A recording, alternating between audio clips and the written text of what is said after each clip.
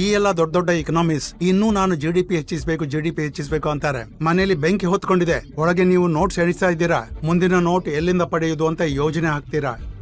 ಏನೂ ಉಳಿಯಲ್ಲ ಹುಚ್ಚರೆ. ಲೇಖನ ಆರ್ಟಿಕಲ್ಸ್ ಬರುತ್ತಿವೆ. 2070ರಲ್ಲಿ ನಾವು ಮುಂಬೈಯಲ್ಲಿ ಯಾವ ರೀತಿಯ ಮೂಲ ಸೌಕರ್ಯ ನಿರ್ಮಿಸಬಹುದು. ಆವಾಗ ಮುಂಬೈ ಇರುತ್ತಾ? ನೀವು ಯಾವ ಕನಸಿನಲ್ಲಿ ತೇಲಾಡ್ತಿದ್ದೀರಾ? ಮೀನ್ ಸಿ ಲೆವೆಲ್ 20 ಸೆಂಟಿಮೀಟರ್ ಹೆಚ್ಚಿದೆ. 2070ರಲ್ಲಿ ಅದು 100 ಸೆಂಟಿಮೀಟರ್ ಹೆಚ್ಚಾಗಬಹುದು. ಯುರೋಪಿನ ಅನೇಕ ಕರಾವಳಿ ರಾಜಧಾನಿಗಳು ಮುಳುಗಡೆಯಾಗಲಿದೆ. ಅವ್ರಿಗೆ ಗೊತ್ತು, ಅರ್ಥ ಆಗ್ತಾ ಇದೆ. ಅವರು ಬಜೆಟಿಂಗ್ GDP ಅನುಗುಣವಾಗಿ ಮಾಡ್ತಿಲ್ಲ. ಆದ್ರೆ ಭಾರತದಲ್ಲಿ ನಾವು ಕನಸು ಕಾಣ್ತಾ ಇದ್ದೀವಿ. ಬಾಂಗ್ಲಾದೇಶ ಪೂರ್ತಿ ನಾಶವಾಗುತ್ತೆ, ಬ್ಯಾಂಕಾಕ್ ಕೂಡ ನಾಶವಾಗುತ್ತೆ, ಭಾರತದ ಅನೇಕ ಕರಾವಳಿ ನಗರಗಳು ಸಂಪೂರ್ಣವಾಗಿ ನಾಶವಾಗುತ್ತೆ, ಹಿಮಾಲಯದ ಗ್ಲೇಷಿಯರ್ಸ್ ಕರಗಿ ಹೋಗುತ್ತವೆ, ಹಿಮ ನದಿಗಳಿಂದ ಬರುವ ನಮ್ಮ ಎಲ್ಲಾ ನದಿಗಳು ಬತ್ತಿ ಹೋಗುತ್ತವೆ. ಯಾವ ಇಕನಾಮಿಕ್ ಪ್ಲಾನಿಂಗ್ ಮಾಡ್ತಾ ಇದ್ದೀವಿ? ಯಾವ GDP ಬಗ್ಗೆ ಮಾತಾಡ್ತೀವಿ? ಹಲೋ,